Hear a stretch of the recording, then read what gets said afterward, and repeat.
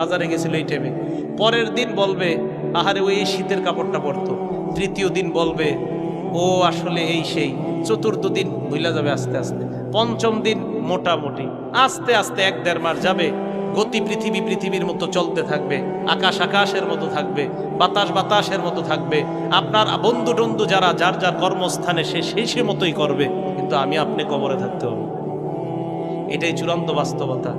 ইমানদারকে যখন বলবে আমি ইমানদারকে সত্যায়ন করলাম, আমার ইমানদার বান্দা যা বলছে সত্য কথা, এই কথা বলার পর আল্লাহ বলেন আফরিশুহু মিনাল জান্নাহ, আমার ইমানদার বান্দাকে কবরের মধ্যে দুনিয়ার মানুষ 3টা পাতলা কাপড় দিয়ে পাঠাইছে।